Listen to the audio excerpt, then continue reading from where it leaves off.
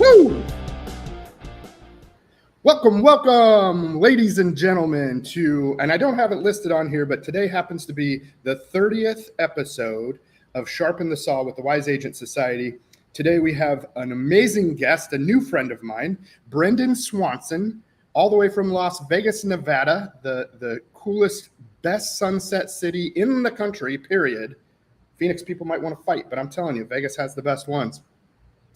So welcome, everybody. Welcome, Brendan. Thank you so much for coming on the show today. How are you today, sir? Hey, I appreciate you having me, Shay. It's a beautiful day. The heat finally broke out in Vegas. So, I mean, while I was on the way, I think it was 81 degrees here, which is about 20 degrees cooler than it has been. Wow. Recently. So 80 degrees in Vegas is seriously like perfect. Yeah, no, you really can't go wrong. We get 2 springs here, and our first spring has begun. So that's awesome, dude. I love it. I miss Vegas. I miss the weather there. I miss living there and all the good things that come with it. And seriously, the sunsets. Am I right? Yeah, we have some of the best sunsets. Especially with the mountain range kind of around. Vegas is so pretty. People don't understand. They go there for, the casinos, gambling, hotels, events, all that stuff. But seriously, the nature is so beautiful in Vegas. It really is. And that's one of the things about Vegas is everybody is you come to Vegas and you're stuck on the strip and you see the big lights and the casinos. You don't really get out and about if you're coming for a vacation. So I would say my recommendation is get off the strip if you come to Vegas for a vacation. It's beautiful out here. Totally agree. What part of town do you live in? Just curious. I'm up in the Centennial Hills area, up in the far northwest. Yeah, that's where I lived for the majority. I was there or in Summerlin. Like we lived in Queensridge, we lived in whatever. But honestly, I loved Centennial Hills. Maybe not the most, but a lot and different because it's quieter. It's, a little bit more spacious maybe up in Centennial Hills, but Summerlin was just close to everything and that was fun too. But I love Centennial Hills. And you're real close, just a quick drive up the mountain to Mount Charleston and you got 20 degrees cooler, or what is it, like 15, 20 degrees cooler up there, right? Around there, yep. Yeah. So cool, man.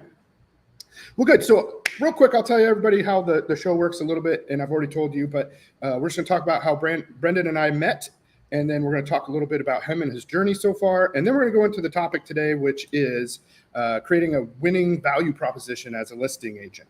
Okay, so Brendan he gave me a few topics that we choose from that he likes to talk about or that he's passionate about. So I think we hybrided a couple of them or meshed them, which I think is cool.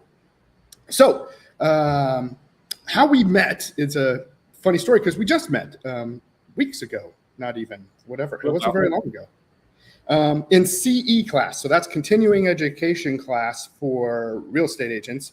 I'm always paying attention to who's in the classes, who's interacting. It's a fun way for me. Plus, I see my friends in there a lot of times, so I message them on the side too. But I was just really impressed listening to Brendan, speak and interact with the teacher. And I was like, man, this guy's cool. I want to know more about him and get to know you more and also have you on the show. So I reached out and I was like, hey, man, you want to be on the show? Yeah, so you reached out and I said, let's do it. Let's it was a good have a conversation. Yeah, it was a good class too. What's her name? The instructor? Carly. She's amazing. Really enjoyed having her as a teacher. I've never had her before. Have you? That was actually my first time having her in CE. So yeah, so it was awesome. Cool. So maybe let's go into a little bit about your journey. Why real estate? Why did you get into it? When did you get into it? And how's that journey look so far? Yeah, that's an awesome question. So I was actually doing the whole music producer DJing thing here in Las Vegas. I was making my own music. I was DJing shows, started to catch a little bit of momentum and kind of peaked as a local DJ. And cool. Believe it or not, you really don't get paid much money being a local DJ. You would have to be doing like approximately 3 to 4 gigs a week. And I just didn't have the time. And I really didn't want to put in the effort into making it a full-time gig. And so I knew that I did not want to go back to college. And I said, what can I do? So I started exploring different career routes. And funny enough, my mother's actually been in escrow here in town for 23 years, and she was like, "Go Oh, get your cool. real estate license. I think you're going to be good at it." And I was like, "You know what? Why not?" So she actually ended up connecting me with my first mentor and team leader, Mr. Rob Pistone here at I love Rob. I did Yeah. not know that. Okay, Rob's one of my homies. So Rob and I worked at Keller Williams together back in the day too. We've had a lot of fun together at family reunions and stuff. Oh man, he's awesome, and the skills and the sales training that he has, and he was able to kind of implement in me and my business. It kind of paved the way for me to really just take real estate by storm and go all in on it. That's cool. Do you happen to know Kyle Simmons? Yeah, I do. I do He know used to Kyle. work with Rob too, and it's just funny because he's a musician too, right? Yeah, he is a musician. I'm like, what is this? Rob just like finds musician type dudes and He likes he rock recruits stars, them? yes. That's a fun coincidence. Yeah, man. So I hopped in real estate. I got my license back in 2019. I've been with Keller Williams VIP up in the Centennial Hills, Las Vegas location my whole career. Awesome. I never Great interviewed. office. It is an amazing office. I have never thought about leaving. I never interviewed anywhere else. I was a little fledgling real estate agent, not knowing my hand from my foot when I started. And, I got given the tools by some great people like Dan Mahabir, who is, Love Dan. yeah, he is He's the TL again now, right? Team he leader? is. Yep. So He he's was, and then he wasn't, and now he is again. yeah, exactly. So he stepped back into the role, I believe, July of last year. And man, I've seen the culture of this office really get built up to a very high level. And, being a part of that culture and being able to build it has been really special for me as well. Yeah, I love it. The culture can't be better than I was there too for a long time. So I started KW when I first started in real estate, like 12 years ago, in the Debbie Zoyce office, and then moved up to VIP when all that started, and really enjoyed all of it. So great people, good people to be around, awesome mentors. I know a ton of the people in that office. So happy that you're there and happy that you're thriving. Appreciate it, man. Yeah, it's a great place, great culture. I can't say enough good things about it. Yeah, can't beat the culture. Tell me a little bit about like what you focus on, and do you focus on a certain area? Do you have some people are military experts, some people are, whatever, like, what is it kind of that do you have a niche that you focus on, an area, or how does that look? Yeah, so my focus really has become my database, and I stopped limiting myself on what my database looked like. So when it comes to real estate, we have the option as real estate agents to be able to find references and referrals and resources all around the country. So instead of limiting myself to just taking care of my people here in Las Vegas, I've actually expanded my resources to connect with agents and resources all around the country. And so I've been leaning into the whole kind of relocation, either away from Vegas or to Vegas, with one of the affinity groups within Keller Williams. One of the which groups? It's an affinity group. It's actually the Keller Williams Rainbow Network. Oh, very cool. That's cool. And it's like Javier. Are Javier and those guys still there? Yeah, Javier and Rod. So Rod actually transitioned to a more property management role. So he is our third. Oh, isn't he in the downtown office maybe too now? Yeah, he is, exactly. So Cool. he's I haven't down. talked to those guys in a while. Yeah, Love you those should guys. reach out, circle back. They'd love to hear from you. Yeah. Their primary focus has been property management, which is great because now that's just another resource that I have to provide to, my clients and potentially other agents who are looking for that. So yeah, they're love it. property management.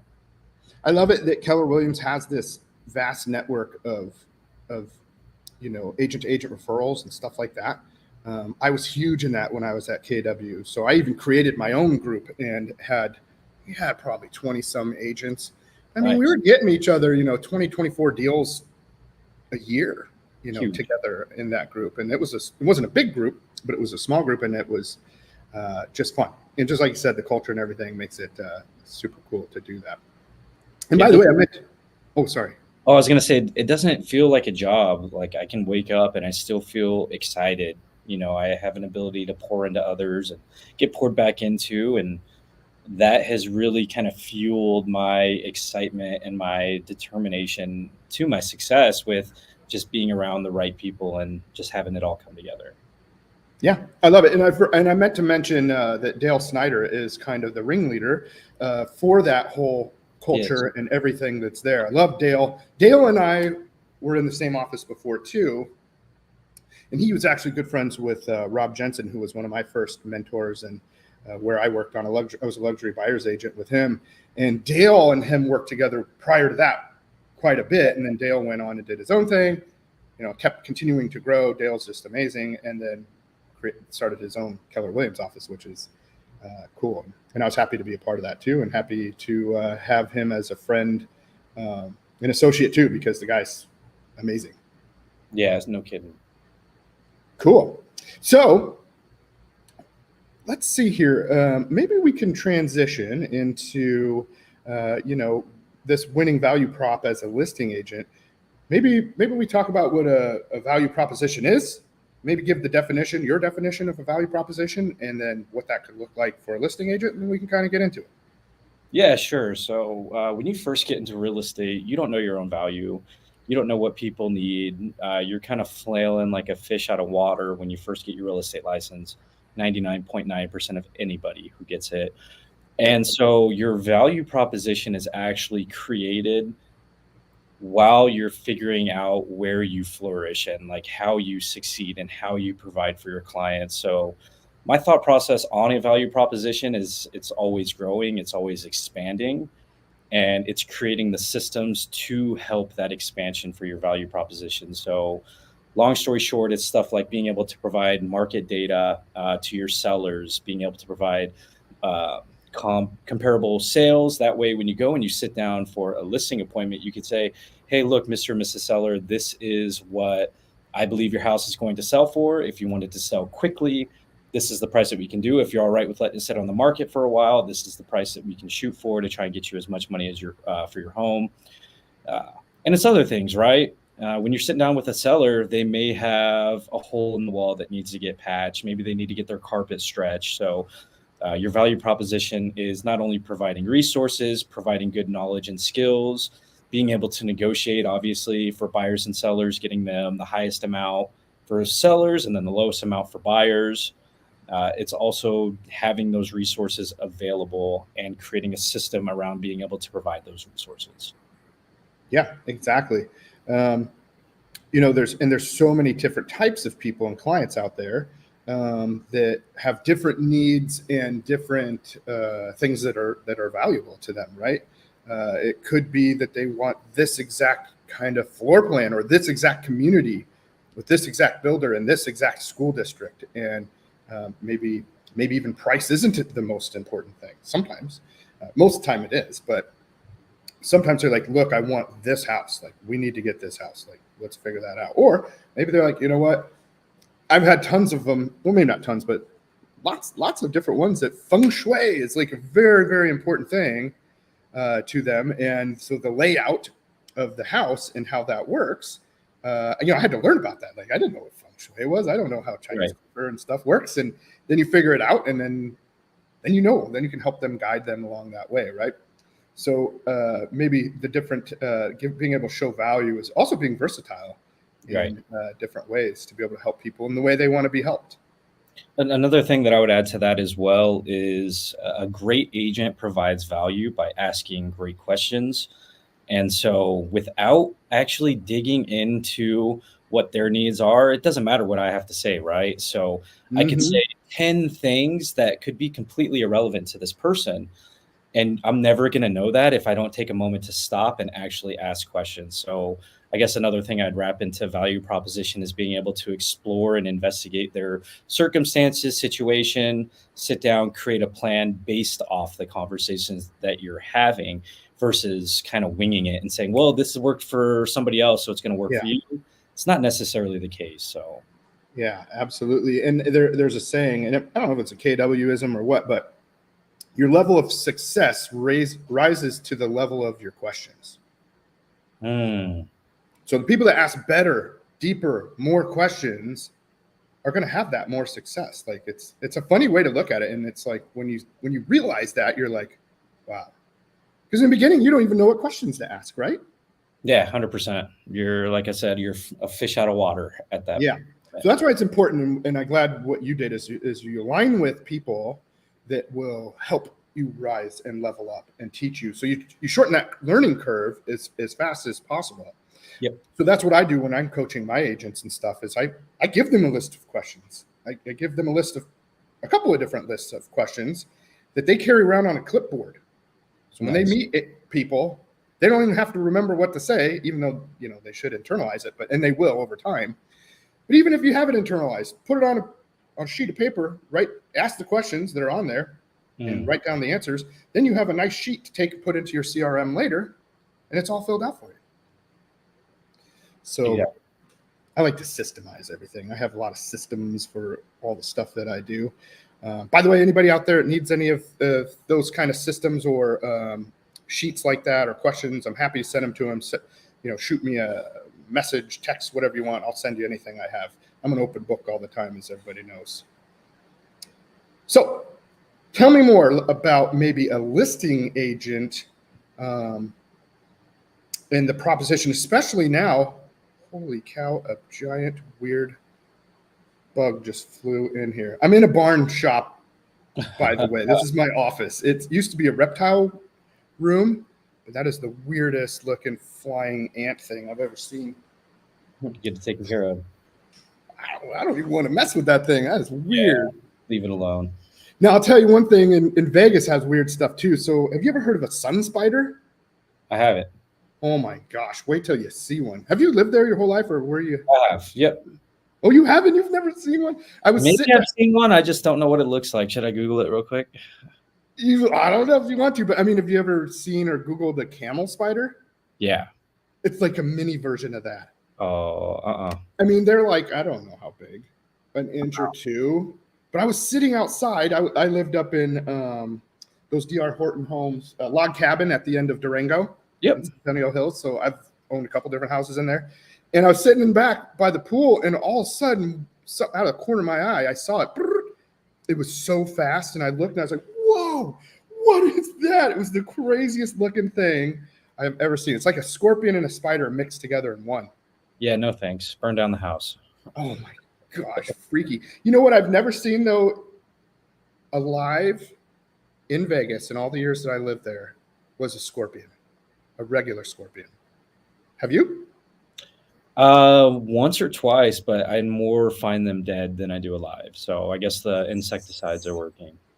Same. It's funny though. Some people talk about scorpions a lot, or they've seen them, or they post about them. And I'm like, I really never saw. I had ant problems, cricket problems, mice problems, of course, black widows and all of that. But never scorpions. Just weird. Well, it just depends. They post up in those palm trees, especially like the big bulky ones at the bottom. They create all their homes inside there. So people typically who have a scorpion infestation out here, more than likely, at least like in a 2 or 3 house radius, somebody's got some palm trees and there's a nest in there. Yep. Got to spray them. That's a good thing about Vegas is there's plenty of pest control companies and it's all pretty manageable. You just have quarterly pest spraying and whatever, and that usually takes care of it. And if you need one-off stuff, they'll come out and do it. Yeah, it's really not bad compared to anything on like the East Coast or the Midwest in terms of bugs. Yeah. No, I'm in the Midwest and the bugs are nar. I mean, there's just right now it's really hot too and super humid. So I feel like the bugs are anxious and extra right now. But it's no fun when they're just flying around randomly. Suddenly a bug you've never seen before. Yeah, nothing. So how about this? How about part of new stuff in the listing world and with the new NAR rules, the settlement rules and the DOJ and all the stuff that we have to do? Maybe let's talk about a little bit of how that looks with our sellers and what we're talking to them about and maybe how you're handling it. With sellers on commission concessions. They're not co-op commissions anymore. Yeah. I can't remember if Carly brought that up, Carly Ray, or who did in our class, or if it was if the class we were in together, but somebody brought up listen, they're not co-op commissions anymore. They're concessions. They're seller concessions that go toward buyer commission. So not co-ops anymore, they're concessions, Right. which is a great way to look at it, if you ask me. Yeah, absolutely. So, first things first, sellers don't have to pay out a buyer's agent uh, concession. They never had to. Thank Uh, you. they never had to. So, Mhm. I think a lot of people would railroad their way in listing appointments and say, "Hey, look, I charge 6%, and this is what you're going to get." Now we've actually managed to decouple that conversation. So here in Vegas specifically, we have removed from the listing agreement the amount that a seller is willing to pay a buyer's agent. So I go in, I sit down with a seller, and I said, "Hey, Mr. and Mrs. Seller, this is what I charge. We're going to receive offers. More than likely, when we receive those offers, once we list the house, and we are going to see some sort of compensation concession being asked for by the buyer.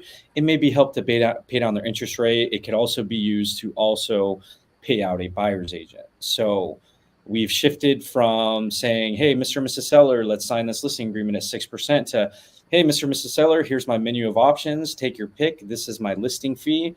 In the event that we receive an offer, we are more than likely going to receive concessions, requesting to buy down an interest rate or pay for their buyer's agent. I want you to understand that now that the burden is on the buyers to pay out the buyer's agent, we may be excluding some people from being able to purchase your home." So you have down payment, you've got closing costs. I mean, you've got appraisals, you have inspections. Buyers are already coming out of pocket so much. You throw an extra 1, 2, 3% onto that. A lot of the times the buyers may not be able to afford it. So just it all comes down to setting the right expectations with the sellers.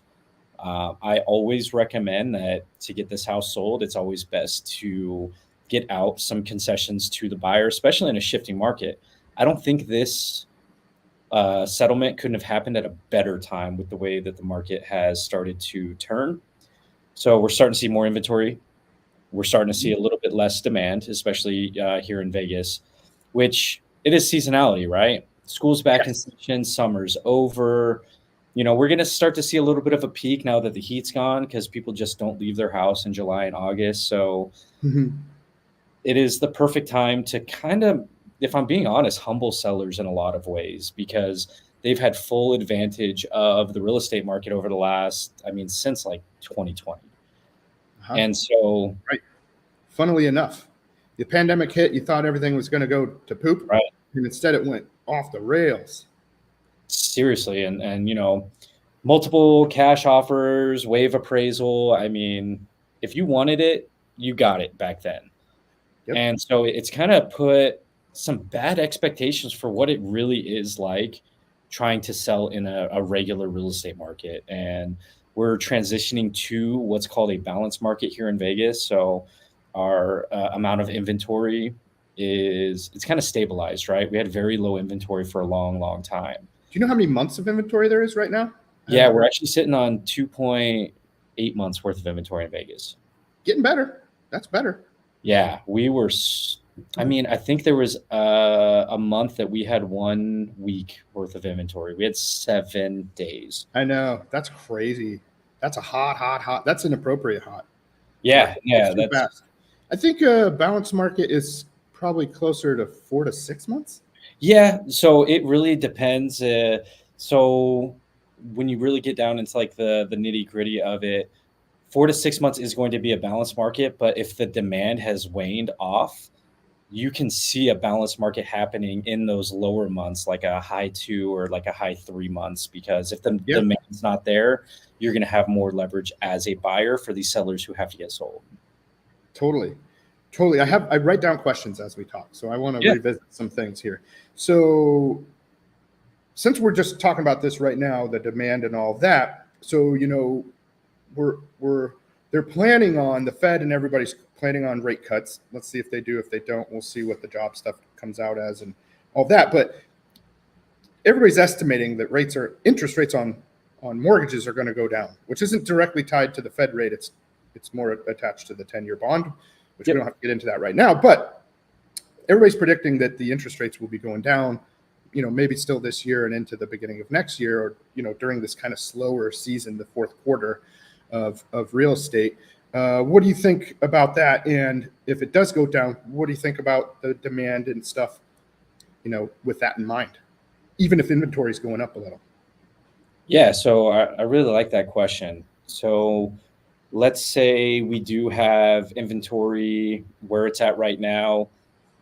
There's a big demand for Vegas overall, Yes. nationally, right? So Yes. it's not necessarily locals making moves. I've seen more people actually moving here now. I mean, you have natural disasters to take into account, you Hmm. have tornadoes, floods, fires, earthquakes. The rest of the country is getting absolutely hammered. And Yep. Vegas, I wouldn't say is safe from natural disasters, but we're not getting tornadoes. We're not getting wildfires. We don't have an earthquake unless California gets slammed. Then that's a bigger problem, right? So Right. Vegas has always, well, I guess most recently over the last 5 years, been a great destination for people to kind of like pick up, leave, and then start a new life in. Yeah, that's a good way to put it. And our economy has expanded to so much more than just hospitality. We're getting corporations out here. We're getting some headquarters. They've announced the new Hollywood is supposedly going to be in Summerlin of Las Vegas. I just saw that. What was it? Universal Studios or Warner or Brothers, Warner Brothers? Yeah, huge 8.5 project. 5.8 billion. 8.5 billion. 8.5 billion. Yeah. How So cool would that be? I think in the next 10 years, you never know if Hollywood really transitions and takes off out here. I wouldn't be surprised if we see LA prices over the next 10, 15 years, which would absolutely suck for anybody who grew up here because Vegas was relatively cheap compared to a lot of places in the country. And especially in '08, like we were the hardest hit economy during Mhm. the Great Recession. I And bought so my first house for $50 a square foot we're at in by the pig farm in North Las Vegas. nice. The pig farm no longer is there, Yeah, but I still, just I bought a mean, house on top of where they developed the land on it. they So did what? They made the development. it's all new builds now. Ah, that's awesome. Yeah. Way better than the pig farm. I mean, bless them, but I mean Yeah. that was a stinky deal. But it also provided me with to get like a nice big new house for $50 a square foot. It was Yeah. crazy. Yeah. You really can't beat that. And so Yeah. we were hit pretty hard. We obviously recovered quite well. And then 2019 happens. We're kind of in like a regular market. And then COVID hit and everything took off. And our median sales price went from like 275, 315. I think we peaked at like 485. So values alone in Vegas have like literally doubled in the last 5 or 6 years. Which is great for homeowners that own. For If you new buy, buyers, it's tougher, but it's also just their current reality. It's like, when I came in, I think my interest rate, that one by the pig farm, was probably like 5.75. I don't know, just right around there. yeah, I had zero cares about that. I was like, I want this house. I can afford it. Let's do it. You know what I mean? So, and of course that is different now. It's relative, dependent, because prices are higher. Maybe incomes aren't as high. Whatever. But still, I think for like a new home buyer, it's just their reality. So they either figure it out or they don't. right. And now you're not like you have to have a good job, more than likely a career, some line of work that you're getting paid decently to be able to afford a home here in Vegas. I mean, Or dual I'm not income. I'm not saying it's out of the possibility of being able to get a home, but to have a comfortable monthly payment that you're not, living 50, 60% of your money is going to, dumping inside your house. Like It's California. 100%. That's the San Diego market, man. Everybody's paying 50, 60 or more percent of their income to their living expense. Yeah, 100%. I've got some friends out there. Everybody works 2 or 3 jobs out there. Mm-hmm. You don't even question it. You get Yeah, off work, that's one of my other markets. It's crazy. you take a nap, you go to your second job. I'm like, my God, I couldn't imagine. Or you have dual income families making 150 grand each, and that's maybe they still can't buy a house. 100%. But there's still plenty of people that can buy the houses. Don't get me wrong. There's no shortage of people lining up to buy houses. So Yeah, and and I it guess is a different look. it really does. And California is a whole other animal, which is I'm kind of glad because a lot of people come here from California, so it's giving us 100%. a lot of opportunity for to build our business out this way. Yeah. But back to your question. So let's say interest rates do come down. Hmm. Here in Vegas specifically, I think because they've been so high, the affordability aspect has kept kind of a heel on inventory going back to our pandemic levels. So we're at, I think, like around 6.5, 6.8 is the national average right now. If it drops below the six, another issue that we also see around the country is that so many sellers got locked into 2, 3, and 4% interest rates. Yep. And it just doesn't make any sense to get rid of that interest rate, even if you're sitting on hundreds of thousands in equity, right? So if we can get back down into the fours, I think that's going to incentivize enough people to, all right, I guess I can give up my 2.75. I'll go get a four. Maybe my monthly payment will go up $300 or $400, but I'm also making the transition to my new home. Yeah.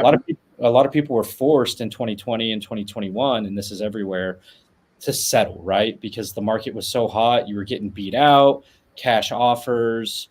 What is my 5% conventional down going to do versus this cash offer that gave me 20,000 above what I was asking for, right? So, with that being said, I think interest rates coming down, the Vegas market is going to take off. Like it is we're going to see more inventory, more people are going to jump back into the market. And the dip, like we were kind of in a dip before the beginning of this spring market.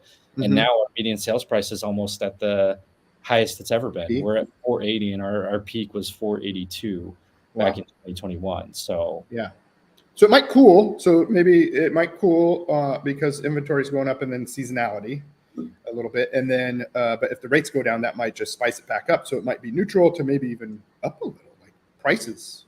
Yeah. I mean, we'll see. If it happens, I think we could probably see a new median sales price or median home price of 500, which would be super cool for Las Vegas. Yeah.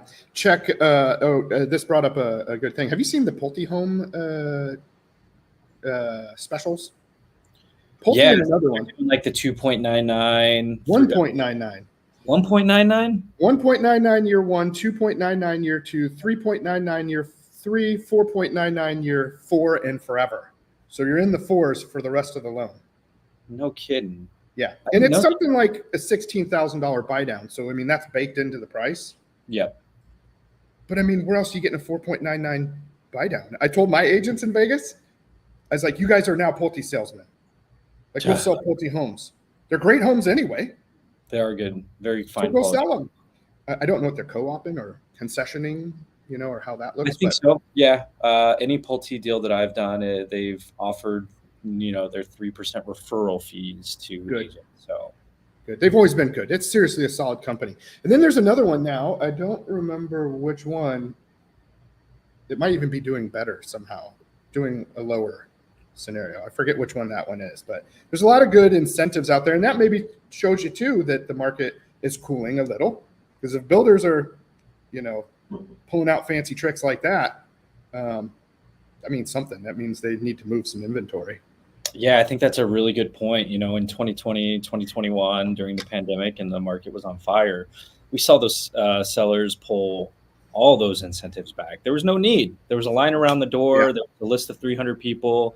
I mean, why are we going to give up money when it's such a hot commodity right now? And it really started in the great interest rate hike of 2022 back in March, when we actually started to jump up from the 3s and 4s. I think it took like 6 or 7 months for us to get up into the 6%. Mm-hmm. And that put a halt to the market. I remember that very specifically because I had just listed a home and it just sat there. It just sat for a month. Everybody sat on their hands. They didn't know what the heck was happening. Sat for a month and we're like panicking. When that's like in a regular market, a month's nothing. 3 offers in 3 hours. Something's wrong with this house, right? So, yeah, right. Exactly. We have seen incentives start to roll back. Probably at the beginning of last year of 2023, when the builders actually figured out what the heck was going on. And then during the spring market of this year, we did start to see a little bit of a pullback, but then it slowed down again. So then all of a sudden they were like, all right, well, I can do this and I can do that. now we're coming up into the winter months. Quarter 4 is coming up. There is plenty of opportunities because builders got to get rid of their inventory. Yeah. I just did one over, where the Santa Fe is? Yes. Yeah, there's a So bunch of new ones over there, right?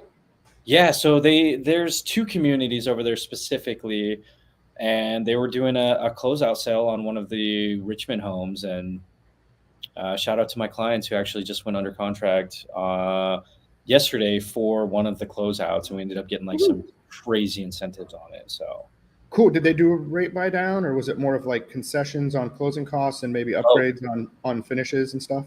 So they got a rate buy down, a 2-1 buy down. So it's a 3.8, 4.8, and then caps at 5.8 for the. That's still great.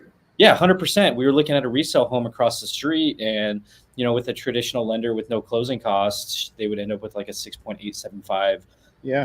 And that monthly payment from 3.8 to 6.8 is like $800. Yeah, it's like almost $1,000. That's exactly what we were saying when we found out about these Pulte home stuff. I'm like, in some cases, that's easily a $1,500 a month savings. I'm like, it's a no-brainer for your clients. That's a good thing for your clients. Yeah, it's incredible. So I think I'll say it, the builders have kept the market afloat in regards to keeping people making those moves. Because if we were stuck with just the resale market right now, I think values would have probably come down because sellers would have to be offering these concessions to create the affordability for buyers moving here. Yeah, in some cases, and especially maybe Vegas, the beauty about Vegas is there's plenty of room to build, and they're still building plenty. They are. Which I love. I seriously love real estate in Vegas. I love everything about it. Like it's fun. It's in a way it's sort of easy. But I mean, that's relative to who the person is too. But I just mean there's lots of it. It's easy to find comps. It's easy to find value. It's easy to find different areas and budgets and stuff. So, I mean, it's a cool place for real estate and for people to live. Amazing food, amazing entertainment, all cheap. Flights cheap, in, out, whichever way you want to go. The weather is, aside from being a little hot sometimes, but that's nothing. The dust really is the biggest, and the wind sometimes. That's not even that big of a deal. And then if you compare that to what people are going through in other states, it's kind of like a first world problem in that regard. So right. Oh man, I got dust in my nose. Oh, it sucks. Yeah, right. Oh man, I gotta dust my mantle again. Yeah. Cool. Well, let's go back to a couple other things that you said that I liked or want to expand on a little bit. Well, first of all, I'm just going to say this, that when we were talking about sellers paying concessions and buyers, paying their realtors and how that's decoupled and all of that, we got to remember that before, the buyers paid for everything. They brought the financing that paid for all the commission, both sides, everything. It was all baked into the loan. And then they paid their closing costs, like what we were talking about, aside from that. So The difference here is that if potentially the buyers would have to figure out how to pay for their realtor out of pocket, like closing costs, instead of it being financed in the deal, that they're financing all of it anyway. So people have been looking at that the wrong way. The seller pays this, the seller's offering this. It doesn't matter. The buyer pays for all of it in the end. Right. Before.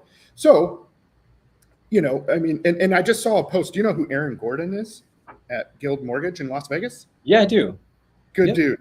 So I just saw a post on his that said something like, I don't know, 37% of people or of clients are willing to pay their buyer's agent, or maybe 8%, something like that. And 38% of buyers are more willing to raise the price and get a concession from the seller, which is the way it has been this whole time. So then they get to finance their commission for their representation on the other side, just like they always have. So funny that that's even an argument, or that they changed the semantics on this, because it doesn't really make sense to me. Now, that was just, do you have any thoughts on that? I think with everything moving forward, it's a whole new landscape for us as real estate agents. And a lot of people are, freaking out and, I don't know what I'm going to do. And it's not business as usual, but it's all right. Well, if there's new things that we have to transition our real estate business to, lean into it, right? Like, don't be Yes. afraid to go and do it. I have sat down since the 17th and I've gotten 4 BBRAs, buyer broker representation agreement, signed at 3%, having this conversation with my buyers. And it goes a little something like, I'm going to do everything in my power to negotiate my fee from the seller Mhm. moving forward. In the event that I'm unable to secure the full 3%, are you willing to cover the gap or the remaining amount of that concession? Normally, you're going to see 2.5%. You may be looking at like a 0.5% or a 1% moving forward on that. So, Which could and be two, like, three, $4,000. I want to make sure you get paid. Like, you're putting in the work, you're knowledgeable, you have the skills, you're going to get us a good deal. Hmm. That $3,000 or $4,000, hiring the right agent, it could be tens of thousands of dollars in savings, and at Yeah, least the same or way. more. Yeah. That's a great point. That it's the difference isn't going to be a tremendous difference, but to get the deal and negotiate the deal all the way around, the net is the net is the net. That's a good way to put it, right? Yep. The seller's net is going to be the net, and then the buyer's net cost is going to be the buyer's net cost. None of that changed. I mean, it's still like what's affordable on both sides, and that's what it's going to be. It's just the way we get there and what we say and what forms we use that are different. And let's go back to your one point where you said that the overall cost was baked into the sale of the home. And that's one of the expectations that I set with sellers as well, is that, hey, look, if you're not willing to offer that compensation, your Mm. home is that price based off that compensation. And that's just how the market has functioned. That you may not like it, but when you bought a house, you benefited from it. When you Hmm. sell this house, you're going to end up in that same scenario. So, hey, I understand you think your home is worth $400,000. It's a $400,000 with you Right. having paid out that compensation to that agent. So, if you Yeah. don't want to pay out that compensation, let's list for 390, and we don't have to worry about a buyer's agent. There you go. Yep, that's exactly right. So what I think maybe some people have in their mind is like, oh, we don't have to pay a buyer's commission anymore, which you never had to. It was never Never. a thing. People voluntarily do it because they want to sell their house for the most money in the shortest amount of time. That's just sense. That's just logic. So, but what I think maybe some people are like, well, I'm not going to do it. And then so they don't want to pay a buyer's agent on the sell of their house, but then they want to go buy a house where their buyer's agent is being paid, or what? They're gonna pay their buyer's agent out of pocket. Well, then that's the same thing. It's six and one, half a dozen the other. Nothing changed there unless they want their cake and eat it too, which that's not going to work either. So Right. people have to think a little bit with logic and math there. But really, ultimately, it's a marketing situation where you're giving incentives to get your house most eyeballs on it and people in to buy the house. So I mean, I agree. It's one of You the prep your best seller. it's one of the best marketing tools that we have as listing agents, because at the end of the day, we don't have tons of buyers that are going to match every single house that we're listing. We want to put it out, our feelers out to there's 15,000 realtors here in town. I Mhm. want 15,000 other people trying to sell this house. And for as little as 2%, we can make this populate and generate to those 15,000 people. Yep. And it's going to create traffic, which traffic is going to create competition, and competition could create multiple offers. Multiple Mhm. offers creates a higher list price. Higher list price gets you more money in your pocket. So, I mean, it's a non-negotiable, Yeah, I mean, it's logic, right? It's just math and it's sensible. Let's go back. This is cool because we're going backwards in the questions, but it's all leading there naturally. So Love it. when you were talking about all that stuff in the first place, you said something about a menu of options. Can you explain what your menu of options kind of looks like? Because I love that. Yeah, so I used to go into my listing appointments with comps and this. I never really had a presentation, right? I would have a folder with a Redfin estimate, a Zillow estimate, and here's a quick CMA on the houses that are sold. Yep. Back when this was actually prior to the settlement being announced and before anything had happened, I was talking with my coach about, well, what can I do to really provide a high level of service to my sellers? And so I ended up creating a seller's guide. And inside that seller's guide, yeah, you've got tips and tricks and decluttering your house, getting it ready for the market. Here's what to expect. I also included what's called my menu of services. So it's pretty much a price sheet. So I sit down and I give them my seller's guide a day or two before the listing appointment. That way they can read through it. I say, if you have any questions, ask me now or write them down and we'll cover them at the appointment. So I get there. I said, hey, have you had an opportunity to read through the guide? Yeah, I had some questions. And normally the first thing they're going to go to the commissions and what do you charge? So my menu of services, actually, I have it broken down kind of like you're upgrading something to protect your spam, right? Or to protect your computer from being spam, like an antivirus, where you have like a column here. Here's what you get for 2%. Here's what you get for 2.5%, 3%, and 3.5%. And each 0.5% that you go up increases the value and the services that I offer. So I go in there. I said, hey, look, I do have an option for you if you just want to list the house and just get it on the market, right? So here's that 2% option. Now, if you want to pay a little bit more for my services, we are going to hold an open house. We are going to create you a property website. We are going to get drone footage done on your house. And then it kind of scales up. So the value that I offer scales up determining on how much that you're going to pay me. And it sets great expectations with the clients because you select this. This is what you know that you're going to get from me. It's not like wishy-washy. It's not, well, this is do for everybody. It's all right. You paid for this service. This is what I am offering.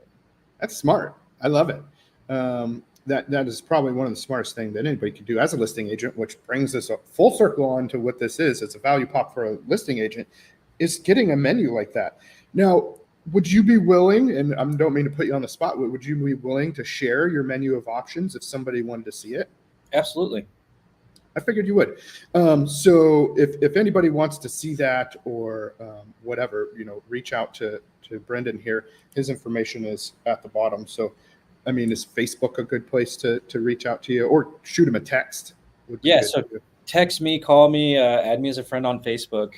And that way you don't go into the message requests. You'll actually be able to message me directly. I don't go in there. So just send me a friend's request, send me a message, text me. I'm happy to share. I'm very much about just giving, right?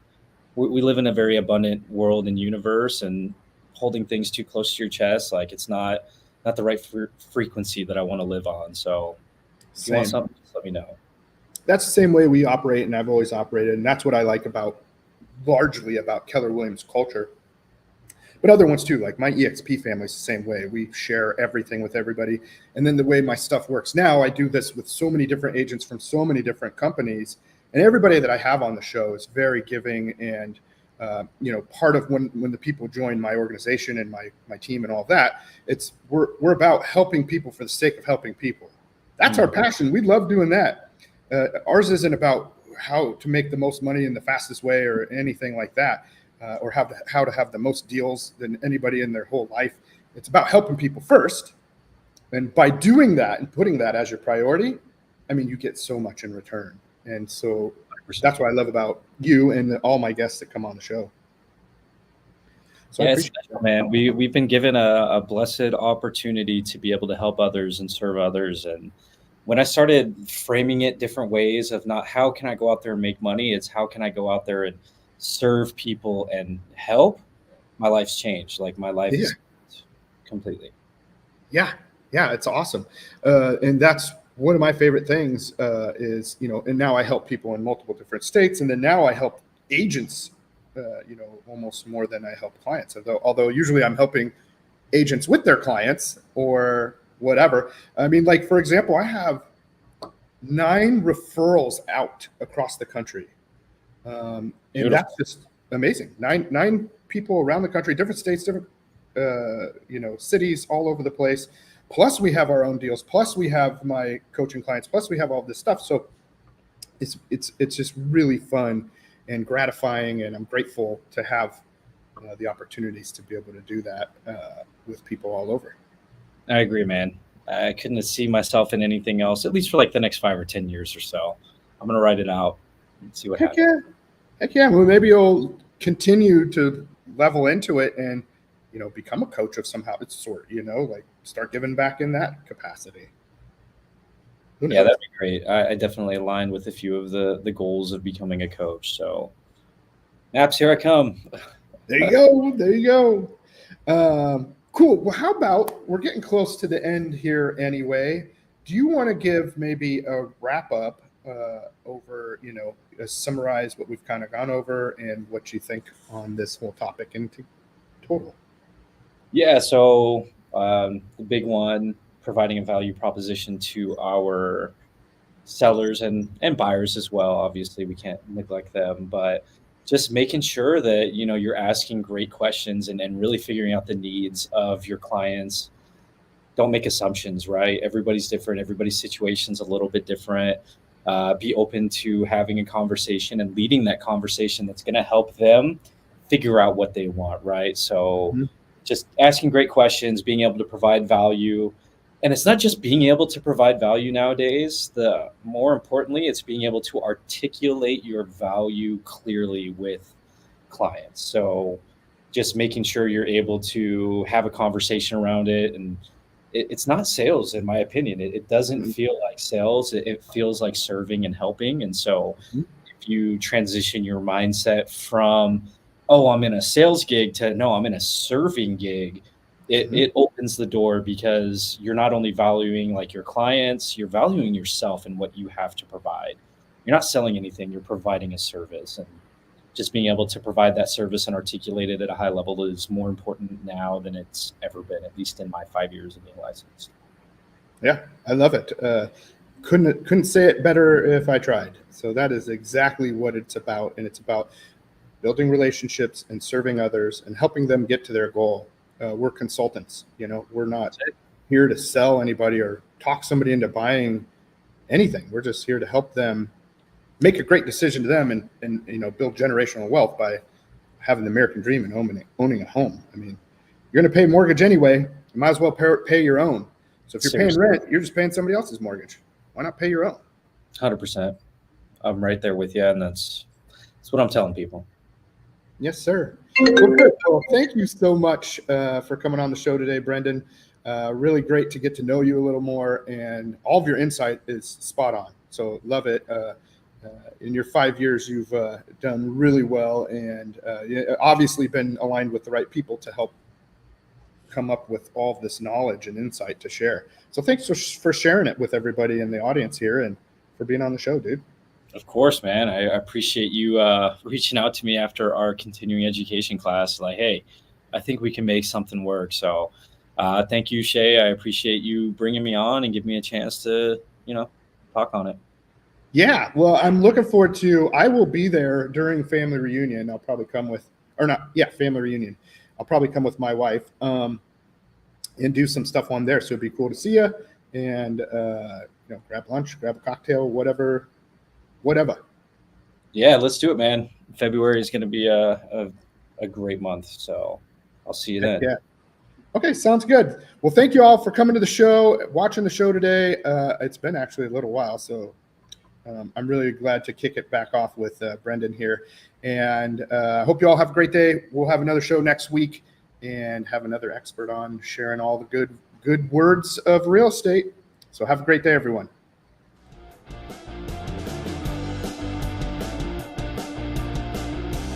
Oh, we had a comment. Oh, this was a good one. A simple business plan. We give, we get. Out.